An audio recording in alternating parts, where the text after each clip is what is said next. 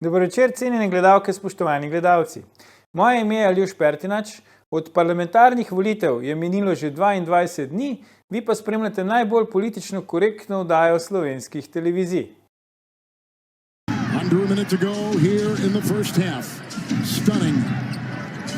27-point lead. Down goes Johnson. Three. Bullseye. Oh no. They're shredding him. Oh no, he didn't. Luka Doncic is absolutely putting on a show here. In the league this year, Doncic right there.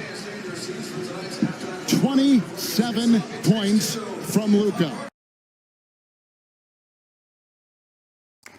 Raper Lil Wayne je Luko Dončića na Twitterju po zmagi Dallasa v četrti tekmi playoff serije proti Phoenixu oklical za nič manj kot kurbo. No, Luka je v odločilni sedmi tekmi sicer prvo ekipo lige razmontiral in tako Waynu kot mnogim drugim poslal jasno sporočilo.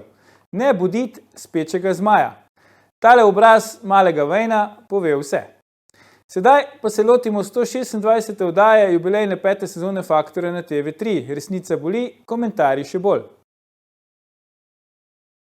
Danes bomo za vas komentirali ekipa da te skipa, kakšno vlado sestavlja dr. Robert Golob. Kino Bežigrad te dni vrti film Dr. Strange v multivesolju norosti.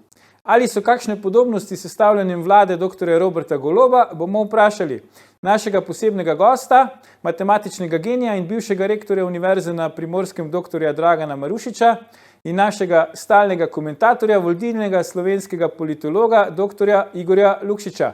Dragan, Igor, dobrodošla. Dobro večer. Življenja.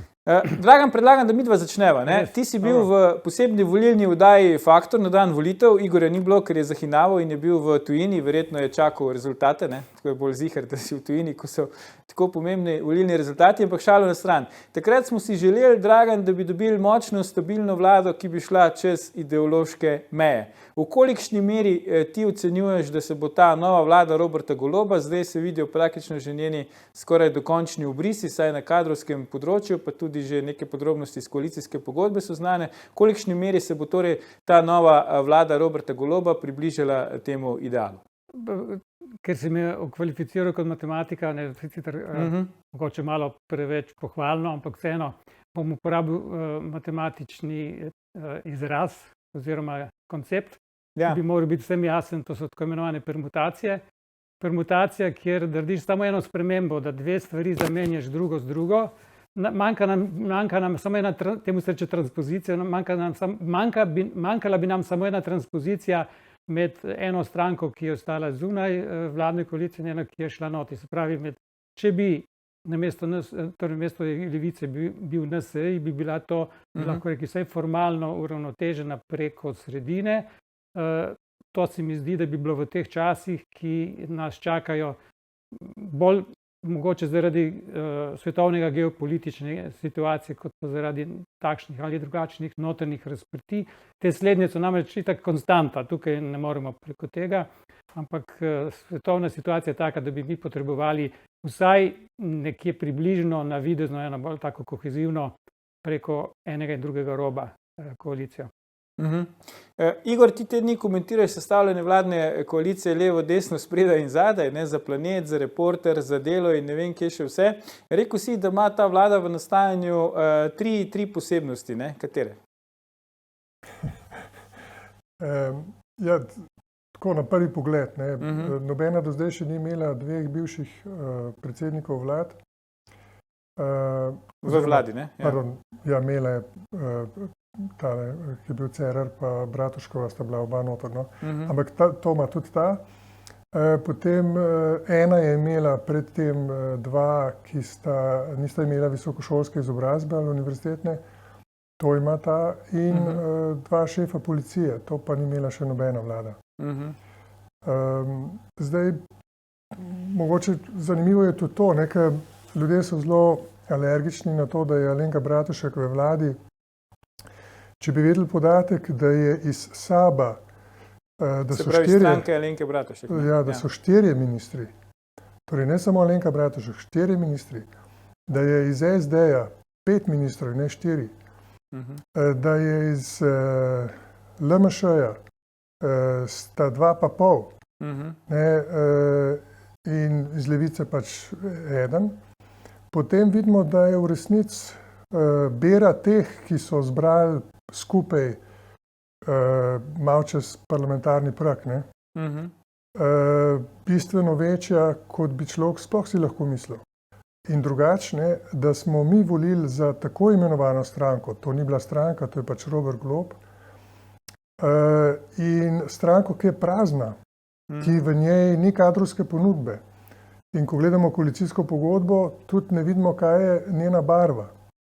Tako da se bo ta barva morala še nekako izrisati, cela oblika pravzaprav postaviti.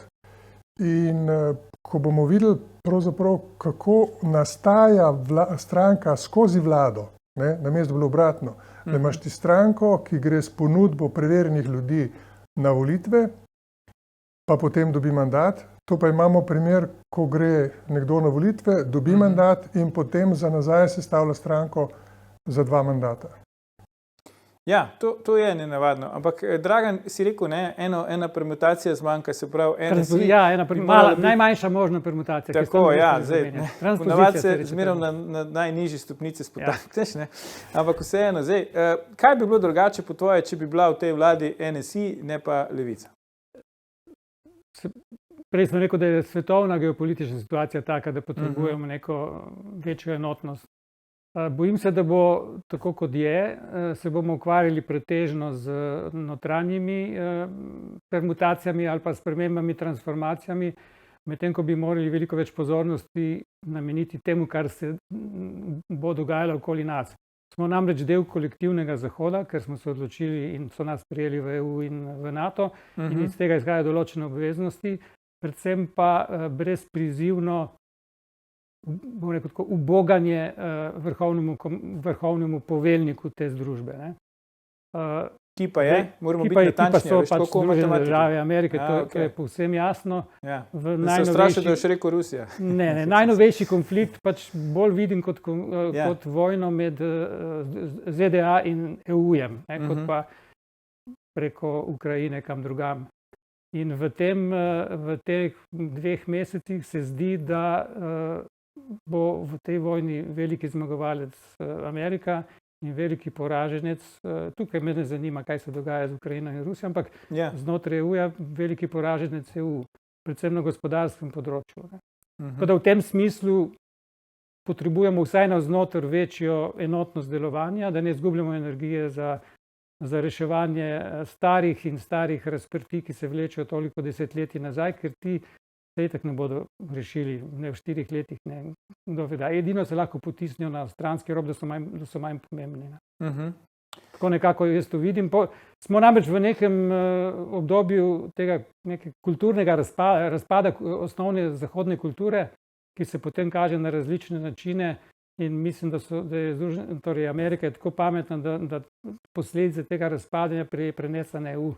Sama bo pa poskušala se rešiti iz tega z nekim mogoče dodatnim gospodarskim zagonom, ker čeprav, kakor razumem, je glavna proizvodnja tako ali tako v Aziji, nekaj malega je še ostalo v Nemčiji in nekaterih drugih državah Evropske unije.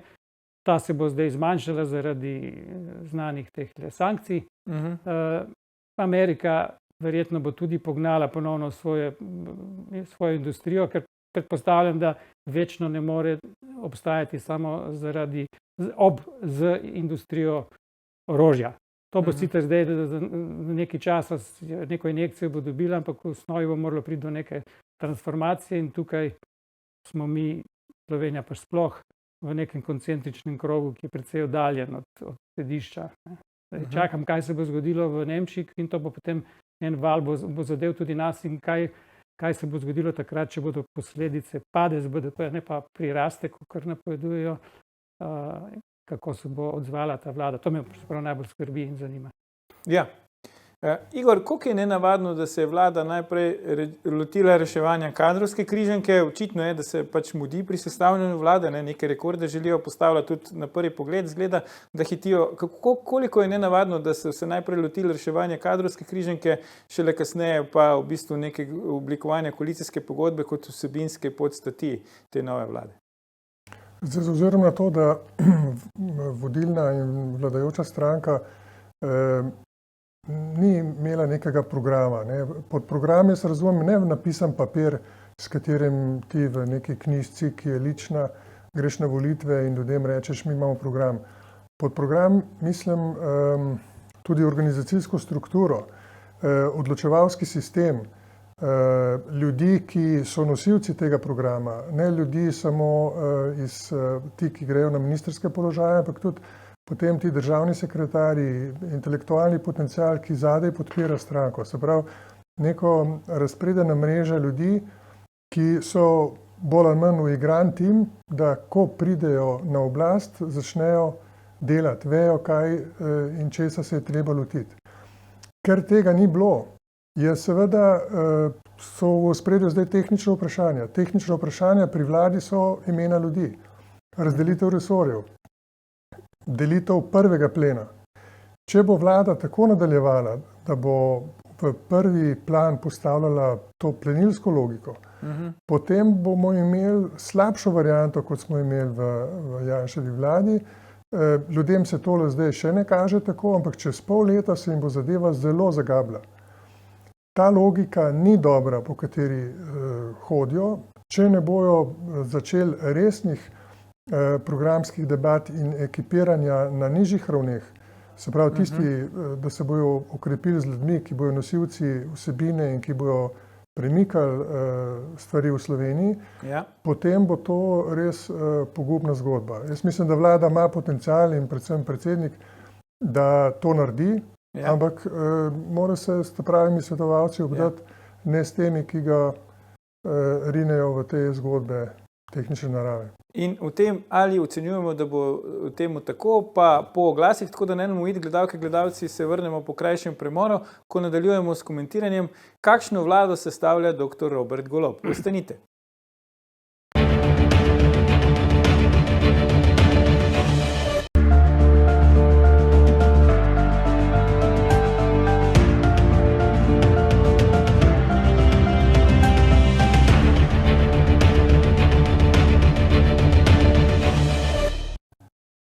Dobrodošli nazaj.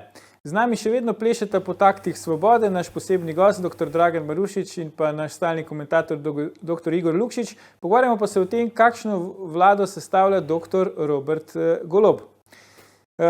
Dragan, zdaj eno ministrico ste pa dobili na Univerzi na Primorskem, ne moramo mimo tega, ministrica za šolstvo brez športa, mislim, da je zdaj vzgoja in izobraževanje, ali kako se reče po novem resorju, kar veliko je teh novih imen, prihaja iz vaše univerze, mislim, da je pedagoške fakultete, ne? Drži.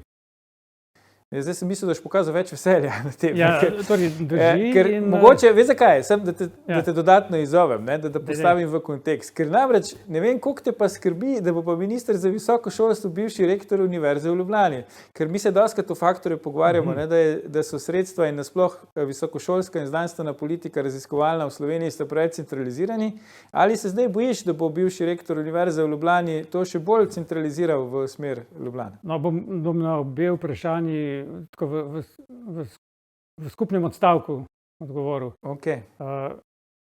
Vedno me je bolj sem se ukvarjal z visokim šolstvom kot z tem šolstvom osnovnim. Ne? Ja. Tako da me je zanimalo, kdo bo minister za visoko šolstvo in znanost. Zdaj se, ker je znanost in visoko šolstvo skupaj brez tega osnovnega šolstva, kar je po mojem mnenju najboljša možna kombinacija. Z bivšim rektorjem Ljubljanske univerze sva bila nekaj časa skupaj v rektorski konferenci, ampak veliko bolj sem sodeloval z doktorjem Krancem, za katerega sem slišal, da bo sekretar. Tako da moje izkušnje z doktorjem Krancem so, moram reči, pozitivne, ker sva oba sodelovala pri vseh teh diskusijah in delovnih skupinah za zakon, ki je bil končno sprejet pred par meseci. Tako da z tega gledišča me manj skrbi. Je pa dejstvo, da je v slovenski znanosti in visokem šolstvu pač vlada velika koncentracija v Ljubljani in tega, kot vidim tudi sedaj, ko je znanstveno-raziskovalni zakon postavljen, enostavno zato, ker so praktično vse institucije v Ljubljani, do velike decentralizacije ne more priti. To, kar se tiče visokega šolstva, recimo toliko. Mislim pa, da upam, da se boste kaj spomnila mojih stalnih diskusij znotraj rektorskih na teh delovnih skupinah, kjer sem poudaril, da ne more ena država sloneti na tem, da je celotna koncentracija v mestu Ljubljana, pri čemer Ljubljana kot glavno mesto ne more igrati tako propulzivne ali pa vseobsegajoče vloge, ker je enostavno premajhna in nima tega imperialnega občutka, ne, da bi zasedla še kaj več kot osamosrednji del Slovenije. Preostanek bolj jemlje kot turistično zanimivost. Tako kot vidim, tisti, ki prihajajo na obalo, so prišli kotalkat, pa kolesariti, pa tekat. Ne. V teh časih, ki nas čakajo, pa mislim, da je bilo potrebno razviti čim več obrobnih centrov, iz njih narediti centre, da se normalno komunicira.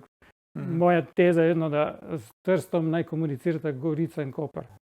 Ne pa Ljubljana. Ljubljana pa naj komunicira z univerzami glavnih mest. Kar se pa tiče osnovnega šolstva, dvomim, da bi to, da bo dr. Amalija Žakelj ministrica, vplivalo v pozitivno ali negativno splošni tendenci, ki obstaja v kolektivnem zahodu z vdorom neke drugačne kulture medsebojnih odnosov.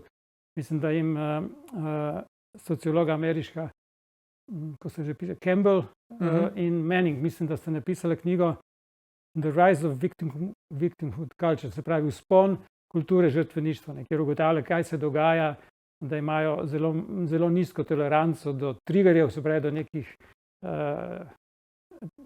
dogodkov izven tebe, nekih sprožilcev, ki te spravijo izven ravnovesja, in hkrati ne zmorejo teh stvari sami reševati, ampak iščejo v institucijah pomoč. Namreč kultura žrtveništva zahteva veliko dela z žrtvami. In če veliko energije vlagamo za to, da različne žrtve pač tolažimo oziroma jih kompenziramo na ta ali oni način, potem postaja vse manjše število tistih, ki kaj proizvedejo. In to pa se tudi po tistem, kar sem prej povedal, tudi vidi na Zahodu. Ne. In v taki konstelaciji svetovni potem Evropa in torej Amerika izgubljata, ne, pridobiva preostali del sveta in posledično najbolj me pa skrbi to, da se ta kultura žrtveništva nekako vdira, pronica v vse pore izobraževanja od osnovne šole navzgor. Tako da to pričakujem, mislim, da tu želel bi si, da bi lahko Amalija Žakelj tukaj delovala kot zaviralec, ne poznam pa je dovolj ali je tega sposobna narediti, ne po svoji tem, kako gleda na te stvari, niti po... Ne vem, kdo bo tisti operativec na tem ministrstvu. Ja, to bomo še videli. Ampak Igor, prejšnja vlada je imela koliko 17 resorjev, ta jih bo imela 20, mogoče celo 21, ne? Kaj to pomeni? Zdaj, na eni strani vidimo kadrovska suša, ne? Težko dobijo, zgleda, kompetentne kandidate za ministre, po drugi strani pa neko nebrzano povečevanje števila resorjev. Ja, smo videli, da nekatere resorje je bilo treba izumiti za to, da so pisane na kompetence nekaterih kandidatov, ne, ki so nujni, kot recimo Mesec, ne, v vladi. Zdaj, to ni nujno slabo. To zmeraj odpira eno novo energijo, nove možnosti, ampak glede na to, kaj ima Levica za sabo kot stranka, to ne zna biti prav dobro. Ne? Če bo Luki Mescu uspelo angažirati neke intelektualce, ki so zdaj zelo podpirali KUL in celotno to zgodbo, da se uprežejo, da svoj intelektualni potencial uprežejo zdaj v definicijo tega, kar naj bi se operativno zgodilo, potem to zna biti dobro. Če pa ne, ker se bojim, da ne, ker nekako intelektualni potencial je zaspal, zbudi se samo takrat, ko pride Janša na oblast. Ne. Se pravi, da ta vlada ima eno, po moje, veliko nalogo in ima šanso, ne, da angažira bistveno močnejši intelektualni potencial pri svojem vladanju in da razvija ambicijo v tej državi zato, da bi vsi hoteli nekaj več. To, kar je Dragan prej govoril o šolstvu. Minister je prešibka figura zmeraj, da bi premaknil ambicijo šolstva. To lahko naredi celotna vladna ekipa na čelu s predsednikom vlade. Če bojo oni, poleg tega, da bi plesali, razvili še kakšno drugo ambicijo, kaj narediti s to državo, in ne to, ko pa smo prej govorili, samo razdeliti resorje med sabo pa še kakšen plen, potem bi to lahko bila dobra vlada. Potencial, večino, se pravi tisto, kar rabiš, glasove v parlamentu, se pravi to osnovo, to imajo. Zdaj, kaj bojo iz tega naredili? Po prvih korakih vidimo, da se zelo lovijo. Tle vidimo, da jih je opozicija zdaj dala vse te njihove iniciative na led za kakšen mesec, dva. In če ne bojo znali na tej točki reagirati, bomo mi vsak zakon obravnavali 2 do 3-krat. V začetku, se pravi najprej od SDS-a, potem od Nove Slovenije in potem šele vladnega, ker bo vlada zamujala s svojimi najavami v parlamentu. To morajo tudi pogledati, kako se tehnološko da to prehiteti, kakorkoli. Skratka, tle je cel kup nekih fint, ki če v enem letu ne bojo, če jih ne bojo obvladali, bo v enem letu izpadlo, da lahko samo cvilijo, da jim je nekdo drug igrače ukradel in da se nefer obnaša in da niso konstruktivni, ampak bojo zaigrali priliko in mandat, ki so ga dobili zdaj, da dejansko spremenijo stvari. Ja, sej predsednik vlade, bodoči Robert Golob rad reče, da se konkurence v politiki obnaša otroče, ampak mogoče pri tem pozablja, da je on ravnatelj vrtca. Igor, še eno vprašanje zate. Zdaj, veliki paradoksov se mi zdi pri sestavljanju te vlade, ampak je posebej bode v oči, ti ga prej nisi uvodoma omenil, pa bi te zdaj prosil, da ga pokomentiraš. Namreč kandidatka socialnih demokratov, ki je na teh volitvah, od katerih je minilo 22 dni, kandidirala za socialne demokrate, je stopila iz stranke, zdaj je lahko postala ministrica brez listnice za digitalno preobrazbo v kvoti gibanja Svobode. Kaj nam to pove? Ja, to nam pove, da ljuš tiste stranke, v kateri si ti bil član, jaz sem pa še, ampak v kateri sva midva združno delovala, ni več. To je stranka, ki je iz vseh vetrov pobirala ljudi, jaz sem bil presenečen, tam so bili od Desusa do ne vem koga, vsi potem so bili taki čist popolnoma novopečeni, ki bi lahko kandidirali kjerkoli in se je pokazalo, da jih zanimajo samo funkcije, ampak to vodstvo zgleda ni zanimalo in niso znalo ceniti, kdo je pravzaprav človek, ki gre na polno in z energijo za socialdemokratsko idejo, ki se je mimo grede tudi zgubila. Tako da je to ena druga zgodba zelo, ki se je zelo prilagodila temu, kar se v Sloveniji dogaja, se pravi, da prihajajo in zmagujejo stranke, ki so par dni pred volitvami naredijo in sploh ni treba imeti neke kadrovske ponudbe, oziroma sploh ni treba izhajati iz ekipe.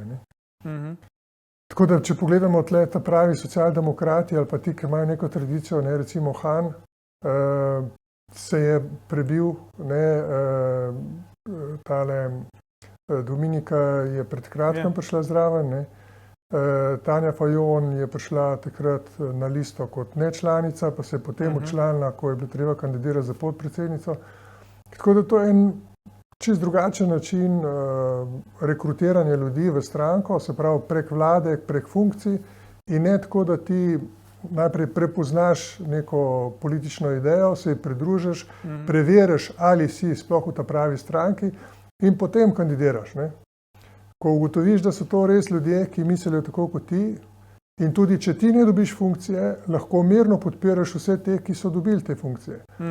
Zdaj pa, recimo, jaz kot bivši predsednik težko rečem, kaj je tukaj za podpreti, ker o idejah, o tem, kam naj bi Slovenija šla, nisem kaj dosti slišal. Tako da podpiram pravzaprav na zalogo to, kar se mi zdi, da socialdemokracija je in bi morala biti. Podpiraš to vlado, ker je edina, ki jo imamo, oziroma ko jo bomo dobili. To pa sem zmeraj, to pa veš v oddaji Faktor, tudi ko je prišla Janševa vlada in zato sem jih slišal od vseh mojih bližnjih in daljnih prijateljih, da groza, gor in dol. In to pač tako je. Ne? Treba podpirati, tako kot ti praviš, ne vlado, ki jo imaš, ker druga ne moreš, ker je ni. Ne? Jaz sem pripravljen na par podpor dati oziroma predlogov. Izvoli. Prišel je do mene neka verjetno delovna verzija. To je koalicijska pogodba, pa zraven je še program dela. Ta program dela verjame, da ni končna verzija. Ne? Ja, upaš. 52 strani. Upaš. In veliko stvari je notri zapisanih. Mene sicer motijo dolgi traktati, ker niso izvedljivi v tako kratkem času, nemogoče vse, kar je notri zapisano. Ampak vendarle sem imel par stvari, ki so mi zanimive zaradi resorja in pa zaradi geografske provenjence. Notri piše, da bodo poskrbeli za koprsko pristanišče v kontekstu mednarodne situacije, varnosti Slovenije in tako dalje. Tako da tukaj bi dal en predlog, pričakovanje, če mislijo res poskrbeti, potem predlagam, da sprejmejo še tretji posebni zakon. Mislim, da imamo zakon o Prekmurju, pa zakon o glavnem mestu. Predlagam zakon o pristanišču, kjer bi se del koprske občine izločil in po zgledu, tako kot ima recimo Tržaško pristanišče 20 km severneje, ima tudi nek poseben status. To bi pognalo razvoj. Namreč, če smo ta zelo lep del obale degradirali v pristanišče iz gospodarskih razlogov v 60 letih, ta del je namreč bil od starega Kopra, tam tako imenovana Boša Draga, se je šlo peš, v Ankaran v eni uri se je prišlo. To, če ne bi vedeli, da je tam bo nastalo pristanišče, bilo to tako, kot če bili nekje v Dalmaciji. To je najlepši del slovenske obale s tistim peščenim kopališčem v Ankaranu, ki pa je zdaj ustrezno degradiran. Druga stvar je, tam sem videl, da so bojo borili za decentralizacijo, da bojo državne institucije prenesli po Sloveniji in tako dalje. Moj predlog je eno ministrstvo v Maribor, eno pa v Koper, tako ali tako število ministrstv v Ljubljani bo stalo enako. Tako imajo dve več, kot ga eno lahko v Koper, eno v Maribor. To bi bil konkreten korak, da se vidi, če res tako mislijo. In potem še tretja zadeva, pri visokem šolstvu sem opazil, da to je dokaj koherentno napisano, ker mislim, da je precej usklajeno s tistim, kar piše v NPVŠ-ju, tem nacionalnem programu visokega šolstva, pa v tistem v RIS-u, kako se reče, raziskovalna strategija, inovacijska strategija. Tam piše notri, kar hitro preštejem te številke, piše, da bo povečali do leta 2026 na 1,5% BDP-ja. To bi pomenilo pri današnjem BDP-ju nekje 750 milijonov evrov, kar je podvojitev, če približno poznam, kje smo zdaj, podvojitev sredstev. Si ne predstavljam, kako bi lahko podvojitev sredstev v visokem šolstvu razporedil. Eno je v znanosti, kjer primanjkuje res tako pri projektnem financiranju, pa pri ustanoviteljskih sredstvih nekatere institucije niso imele doslej in tako dalje. Tam razumemo, tukaj gre za 350, kako pripeljati v visoko šolstvo, ne da bi naprimer vsem visokošolskim učiteljem in drugim zaposlenim ustrezno dvignili plače, mogoče vsaj za 50%, če boš ti za 100% povečal sredstva. To pa ne gre, nekje drugje sem pa zasledil, da bodo natančno prenovili sistem javnih uslužbencev, poskrbeli za plačno skupino J in tako dalje. In če bi poskrbeli tako, da visoko šolstvo bodo povišali, potem bomo morali tudi druge, to pa ostalo precej denarja. Tako da te nekonsistentnosti sem opazil, ampak v osnovi, če bodo res dvigovali visoko šolstvo, tudi če ne bo na 1,5, bom zelo zadovoljen. Predvsem pa še enkrat, decentralizacija je pomembna zato, ker mislim, da nas ne čakajo prijetni časi v jeseni in boljše je imeti nekako državo tako postavljeno, da je čim bolj samozadostna, se pravi, da ni treba vse preko enega centra distribuirati. Igor, kaj za humanizem v športu pomeni, da je področje športa šlo na resor za gospodarstvo in turizem? Jaz mislim, da to v izhodišču ni dobro, da smo mi razvijali šport znotraj izobraževanja, da je bilo to dobro. Zaradi infrastrukture in zaradi dela s učenci in potem z dijaki, da je to bilo koncentrirano, da je to potekalo okrog šol. Klubi so imeli svoje dejavnosti v šolah, vezano na šole in tako naprej. To se vse zdaj razgrajuje. Ta filozofija, da je šport gospodarska dejavnost, je bila pogosto izražena, da bi to morali pokazati, koliko denarja dobi država od športa, pa da iz tega naslova bi moralo tudi športne aktivnosti in infrastruktura, ki se jo gradi, oprema, biti manj obdavčena ali pa sploh ne.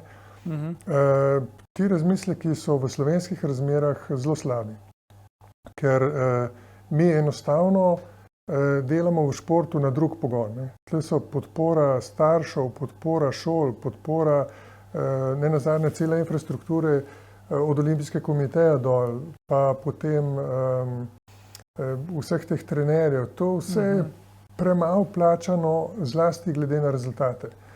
In tisti, ki misli, da bo to postavil na gospodarske osnove, se pravi, če hočeš tudi na tržne, bo zelo osiromašil in naše rezultate in celo to zgodbo rekreacije in zdravja za vse in tako naprej.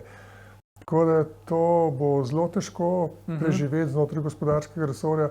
Potem je pa še ena čisto tehnična stvar. Ti veš, si bil državni sekretar, kaj pomeni sestavljanje proračuna, koliko bo šlo za šport. Se pravi, pri gospodarstvu bo zdaj šport ena pritiklina in vsi ti, ki se ukvarjajo s proračunom, bojo, če bo treba, najprej priškrlni pri športu oziroma pri teh, ki so prišleki.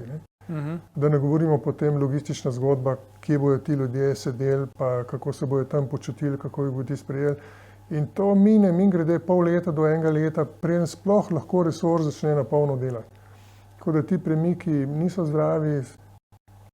Če seveda zmeraj obstaja možnost, da se tako gemblanje lahko tudi dobro izteče, jaz jim želim, da se to dobro izteče, samo sem zelo skeptičen do tega. Dragan, ti si velik zagovornik regionalnega razvoja, tudi danes si dal velik poudarek temu, tudi v bistvu velik zagovornik pametnega koriščenja evropskih sredstev. No, kandidat za resornega ministra se strinja s tabo, on bi tudi imel svoje ministrstvo v Mariboru, mogoče zaradi tega, ker je iz Murske Sobote, pa bi mu bilo bliže. Je pa tudi bivši direktor kriminalistične policije. Pa me zdaj zanima tvoje mnenje, kaj pomeni, da bo bivši direktor kriminalistične policije skrbel za regionalni razvoj v Sloveniji? Ja, upam, glede na to, da poznam, da je ta kohezijska sredstva in vsa tista sredstva, ki prihajajo iz Evropske unije, so pod bistveno, bom rekel, torej pod lupo, ki več pokaže, da bo temu primerno se znal postaviti sistem po eni strani, da ne bo prihajalo do nepravilnosti pri tem izkoriščenju, po drugi strani pa, če bo sistem dobro postavljen, da bo preprečeval že v kali to vrstne ideje ali pa dejanja, da bo potem tudi Slovenija uspela več teh sredstev izkoristiti. Ker mislim, da je bil to eden večjih problemov. Nesposobnost, ne dovolj velika sposobnost izkoristka tistih evropskih sredstev, ki so na razpolago. Iz mojih izkušenj v tistih 2 mandatih rektorja vem, da so to strašni problemi, pa bomo morali imeti zaposlenih cel kup ljudi, ki so pisali vsa ta poročila, pa je potem bilo na neki decimalki, resnično na neki decimalki nekaj narobe, pa je potem bilo treba vse na novo, vsaj enkrat, tudi večkrat, in na koncu določena sredstva niso bila priznana. Pa je šlo bolj vse skupaj za neko nominalno razlikovanje od tistega, kar bi moralo biti in kar se je zgodilo, ne pa za vsebinsko. Recimo, da če imamo bolj trdo osebo v sistemu pravil, da se potem vsebina, morda paradoksalno se sliši, vendar se lahko boljše uresniči, če so aksiomi dobro postavljeni. Všeč mi je tvoj optimizem, Dragan. Igor, zakaj recimo je največ polemik? Lahko nekaj, sem optimist, ker imam otroke. Bravo, to je dober razlog. Pol smo vsi 3 optimisti. Igor, zakaj največ polemik, saj tako zgleda, poteka okrog kandidatov za ministre iz kvote socialnih demokratov? Vemo zgodbo okrog Dominike Švarc-Pipan, kjer je ona govorila o nekih nožih v hrbet. Milan Martin Cvikl ni mogel postati minister. V Matjažu Hanu je bilo nekaj besed izrečenih, omenili smo že Stojmenovo Duh, ki je celo prestopila v drugo stranko. Ampak najbolj na osebni ravni se mi pa zdi, se je pa Saša Vidmajer v zadnji sobotni prilogi Dela lotila Tanje Fajon s tem daljšim zapisom, kjer ji očita celo golo neobvladano željo, ki naj bi jo izkazovala. Ne. To je sicer skoraj že tema za Romana Vodeba, ampak vendarle, zakaj po tvoje recimo največ prahu zaenkrat dvigajo kandidati za ministre iz kvote socialnih demokratov? Jaz mislim, da je več faktorjev. Eden je ta, da je stranka dobila bistveno manj, kot si je obetala, in s tem ima manj možnosti, da ljudje, ki so računali na to, da bojo pozicije dobili, da to tudi dobijo. Se pravi, namesto 4 bi lahko imeli recimo 8, pa potem še na kakšnih drugih, če bi bil tak želen rezultat, ne, 20+. To je ena stvar. Se pravi, kandidatov, ki so bili v nizkem štartu, da dobijo pozicije v zadnje pol leta, je bistveno več kot kjerkoli druge. Pri Golobu tega drena ni, ne. Vsak, ki se prijavi, zdajle takoj lahko pride na vrsto, ker nimajo ljudi. To je ena stvar. Druga stvar je, da so nekateri računali, da je Tanja Fajon odločilni faktor. Tako kot je recimo bil Pahor, ampak Pahor je bil predsednik vlade takrat, ne. Ali pa, ko sem bil jaz. Jaz sem postavljal, kdo bo minister, in v stranki se temu noben ni upiral. Tudi zaradi tega, ne, ker sem delal po teh kriterijih, ne. Naši so imeli najvišjo izobrazbo. Jaz sem takrat predlagal 2 doktorja znanosti, enega magistra, ljudi, ki so bili polno, mislim, na nek način usposobljeni. Če bi vsi na tak način delali, potem tudi ne bi bilo diskusije. Ampak ker se tle ne dela na tak način, ne, mimogrede, to, da nisem jaz šel takrat v vlado, je bila tudi pomembna zgodba, ker potem ni konflikta glede tega, kaj pa ti delaš. Recimo to, kar zdaj doživlja Tanja Fajon, je del tega, ne. Pa še kolegica novinarka, ki pokriva mednarodne odnose, ker je tudi malo za ljubosumje, kakor ne, ti si bila tudi novinarka iz Bruslja in gor in dol. Če velja, ne, da vrana vrani ne izkljuje očesa, novinarka novinarki izruje srce, ne. To je druga zgodba. Tako da to je treba tudi v tem kontekstu gledati. Tako da SD je to vendarle posebna, ne. Recimo v SAB-u ni nobenega problema. Oni so izpadli iz parlamenta, pa bodo dobili 4 mesta. Ne. Pri Marjanu Šarcu tudi ne, 2 mesti, pa potem bojo še na državne sekretarje dali, pa še tam so probali zriniti nekoga za sekretarja državnega zbora, pa ga bojo še kam drugam dali. Se pravi, oni so izpadli iz parlamenta, pa bojo dobili več skoraj, kar ima SD. Tam tudi ni gneče. Pa še kadrovsko so itak podhranjeni. Zato se mi zdi, da je ena stvar. Druga stvar je pa še, ne, to pa vejo oba iz Zaloge, da ta levosredinski blok, ne, ki ga zdaj sestavlja kdorkoli, je proti SD-ju zmeraj zelo ostro naperjen, ker je to neka alternativa, en drugačen del zmerne politike, ki bi dejansko lahko Sloveniji prinesel nekaj novega. Se pravi, to, kar dobimo z LDS-om, Zaresom, pa ne vem čem, SMC-jem, to je pravzaprav pakunga zmeraj ista zgodba. SD nikoli ni dobil mandata. Takrat, ko ga je dobil s Pahorjevo vlado, je uspelo 3-4 ministre dobiti, vse ostalo so bili spet v glavnem iz bazena LDS-a. Tako da vladajoče vloge nikoli nismo imeli, so pa vse naredili, da jo ne bi imeli. In vse tudi naredijo, da jo ne bi imeli. Ok, in kaj nam bo prinesla vlada dr. Roberta Goloba, bomo seveda videli. Za danes pa dr. Dragan Marušič, dr. Igor Lukšič, najlepše hvala za vajine komentarje v naši oddaji. Gledalke, gledalci, to je bil o tem, kakšno vlado sestavlja Robert Golob, že 733. faktor na TV3. Jutri bomo za vas komentirali, kakšna je cena svobode, ko gre za gibanje Svoboda. Ne zamudite, predvsem pa ne pozabite, ni vseeno, kdo kaj reče.